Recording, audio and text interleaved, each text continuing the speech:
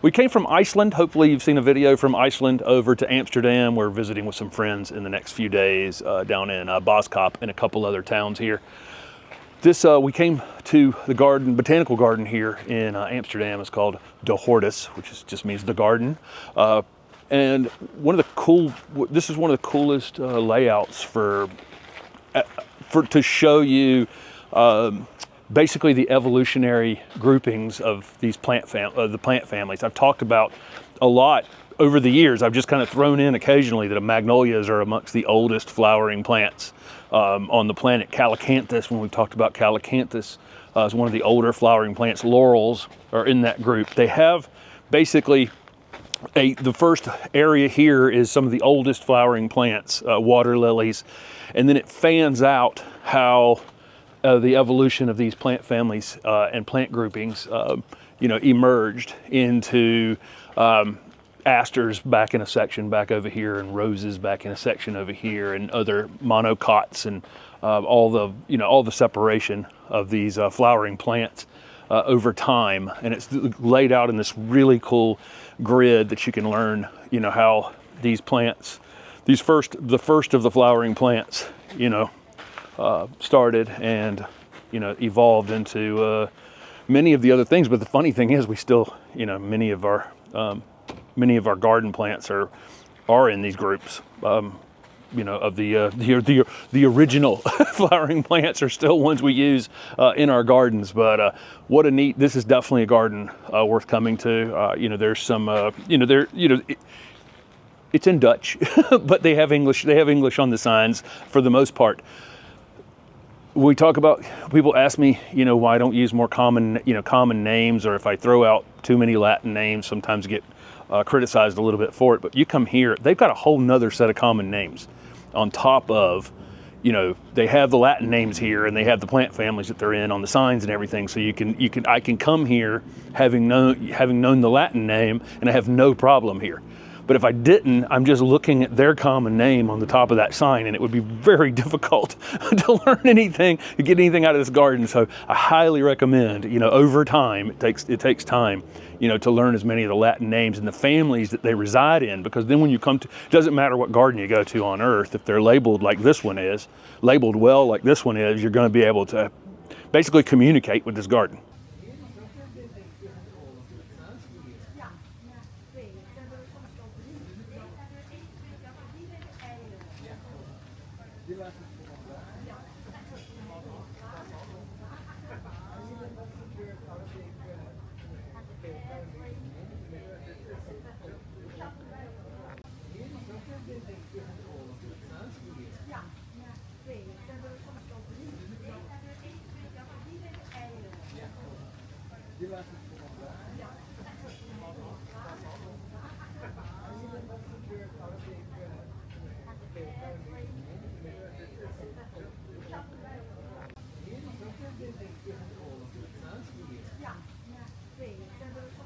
Here's a bed of carnivorous plants with some other ericaceous plants thrown in there that remind me of home, because there's a wax myrtle over there that's native to North Carolina.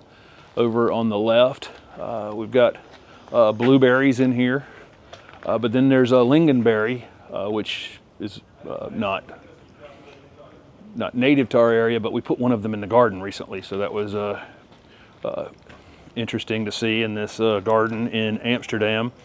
And then lots of pitcher plants,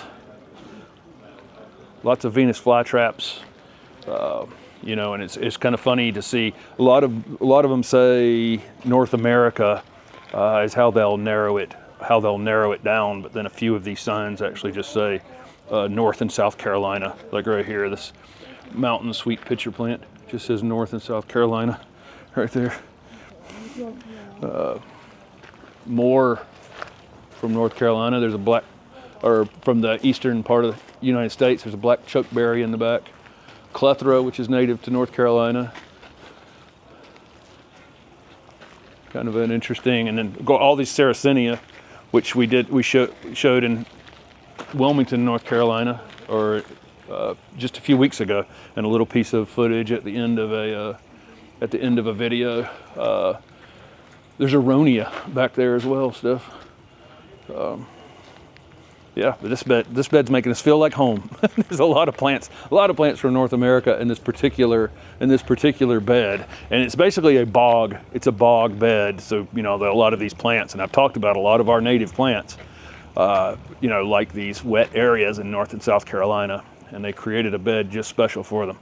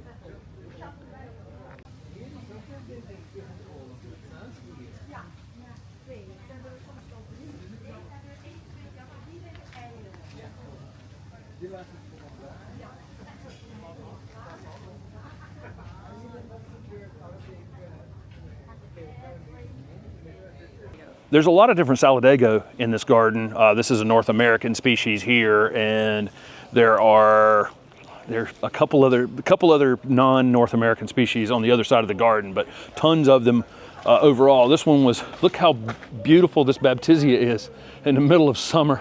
Ours get pretty, by this time of summer, look a little rough in our area, and it's also 5 feet tall at this point, which is amazing.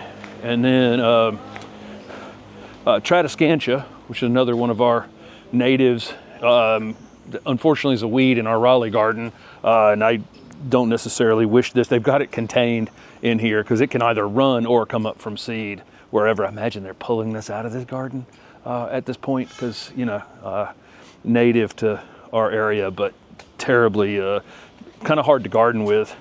And then this Gunnera right here. Look at this giant rhubarb, which is well armed. This has been obviously in this space for a long time. It's run through this entire area, but you see the size of these leaves are as much as 3 feet across. But again, incredibly, I'll show you my hand in comparison to that leaf. The leaf is super thick. The bottom of the leaf is thorny.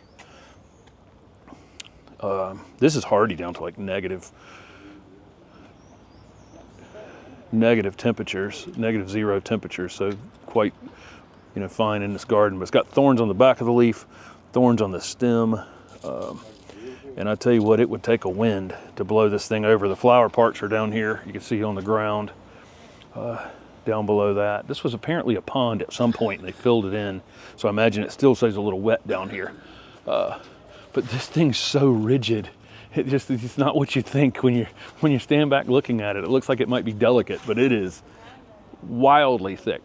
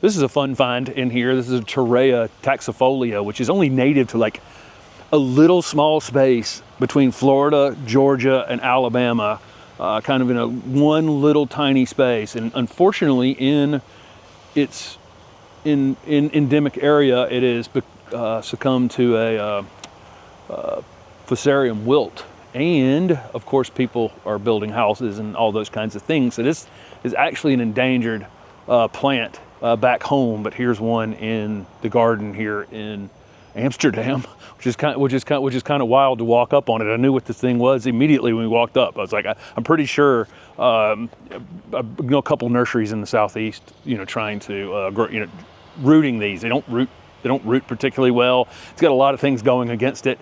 There's a few rare things in here. There's actually a pine in here that was thought to be extinct.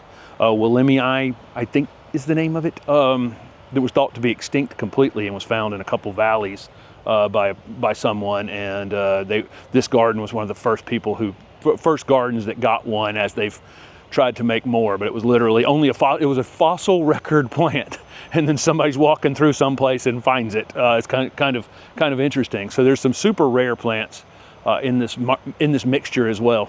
When we were coming in, I saw a hydrangea arborescens out front, and then we have oak leaf hydrangeas here. It's another. We're seeing all of our friends from home, we'll call them, in this garden. Lots of them, and boy, they're really happy here in this garden and in Amsterdam. Foliage looks great, really, really fantastic. By this time of summer in Raleigh, they can look a little tough, and further north, they'd be looking a whole lot better. There's a southern magnolia here, Magnolia grandiflora. It has had some issues here and there over the years, it looks like, but probably has had a couple winters that have come along and kind of killed the top back a bit, but it's actually turned it into a very interesting tree overall. And I think you can see back over this way, up in there's a big leaf magnolia. There's a lot of magnolias right here in this area. There's a big leaf magnolia shading that area over there.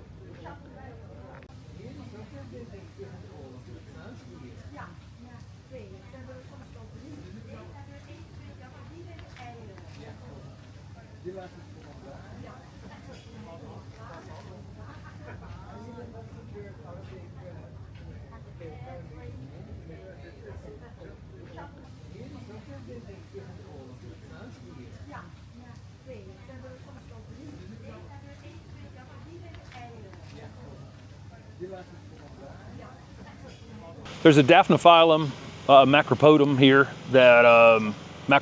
here that we saw at the Greensboro Arboretum recently, a big one, a big specimen of this. It's doing fine here in this garden in Amsterdam. That's an Ilex cornuta there, which is a Chinese holly like we would expect to see all over Raleigh, North Carolina, in various forms, from dwarf Burefords to lots of named ones. We got a lot of construction noise back over here. I don't know if you can hear, but that's okay because we're enjoying ourselves. But again, a lot of broadleaf evergreens I would not have thought, not expected. I'm going to tell you one thing that's really changed. We've talked about the changes in these gardens over the years. This is one of the oldest botanical gardens in the world, probably. And I'm sure it's gone through a lot of evolutions over the years. I would imagine that it started out as some sort of formal type of garden. And we're going to see in this trip a very, very formal garden. I hope to show you a very, very formal garden that we think we're going to. But over time, it's evolved into a place to come and learn. We talked about, you can learn the evolutionary history of plants here, of flowering plants here. But the other thing you'll see in these gardens now is we've gone from formal gardens to piles of wood. And this is something I've been talking about on the channel more and more recently, is we need to leave wild spaces. So what they've done here is instead of taking this wood off like they probably always would have in the past, or burning it or disposing of it in whatever way, they're piling the refuse here and allowing insects to be able to take advantage of it, and allowing it to compost, but compost over a very long period of time like you would expect on the forest floor.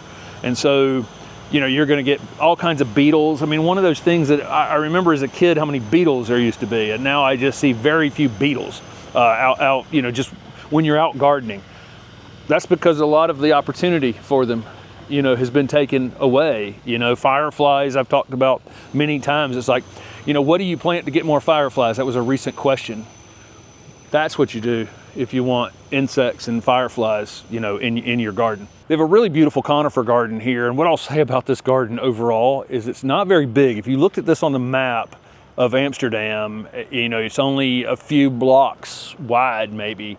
But man, have they packed a lot of species in this space. I mean, you can really, it's laid out well. You can really learn a lot here. I think there's a California cypress behind me, which has been here a while. You can see all of the, how interesting it is having pieces laying across the ground. This one's native. It's actually a cami-cypress, but it's native to California, Oregon. Maybe we'll see these out on the West Coast because Steph and I are heading out there later this year. And they've given us a lot of space for this garden. This thing's really occupying a lot of space, and it deserves it because it's really, really beautiful. The rest of this video, I think, will just be some footage from Steph walking around this garden, and maybe a few other photos and things from the rest of the city. So thank you guys so much for following along.